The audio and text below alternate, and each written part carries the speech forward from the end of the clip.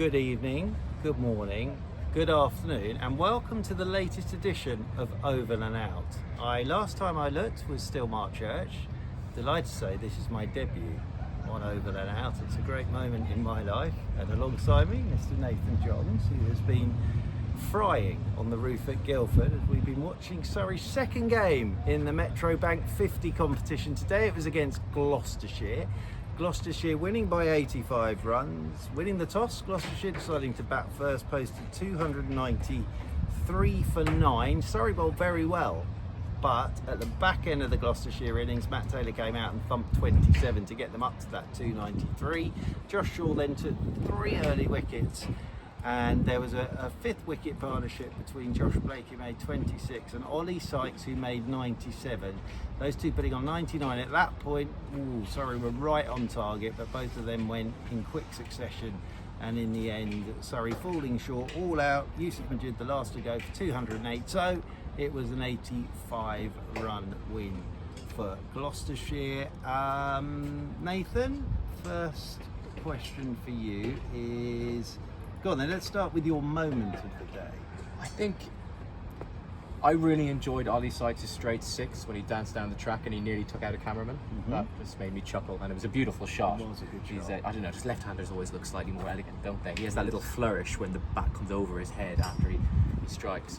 Maybe all left-handers do that, I don't know, but he looked very good. And just seeing our cameraman who was using an umbrella as a parasol, given the heat here at Guildford, watching him duck for cover was just added to the moment. So yeah, that was a nice little moment. All right, I think I know what your answer is going to be to this then. Player of the day? Oh man, he got 97.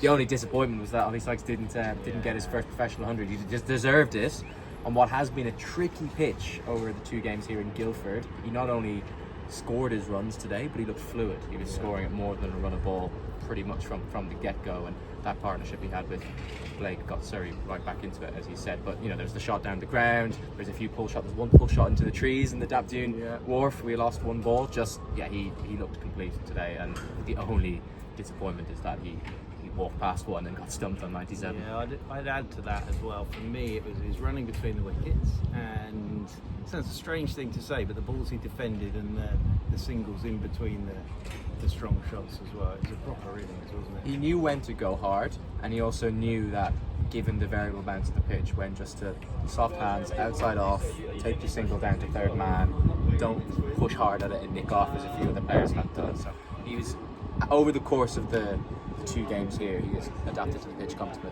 Juice is telling us that's a long enough answer on that. What was the next question, John? Remind me. What gave you joy today, Churchy? Well, not me. Nathan, what gave you joy today? The sunshine. I had a really nice ice cream at one point, and I have to say that the ice cream vans at Guildford provided that. But just being in the sunshine, like we're lucky here at Guildford that we commentate in exposed to the elements, and thankfully that paid off today.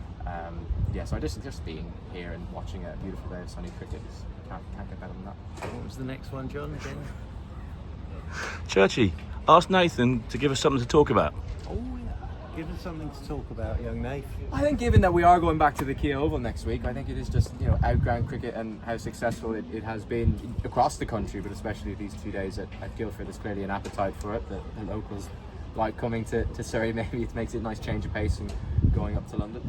Crowds full on both days. A few crowds in danger, some of the shots, especially when Ollie Sykes was hitting the ball into trees. But apart from the smaller ground and it is intimate, you're closer to the action as a punter.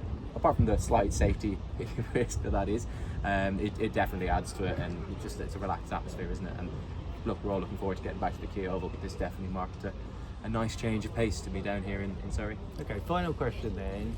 Wednesday, Glamorgan at the Key Oval. Why should everybody be tuning in and watching? I think you've got to come and watch Ollie Sykes bat. What did he get? 50 on the nose on Wednesday against Leicestershire. He's got 97 here, so he's trending in the right way.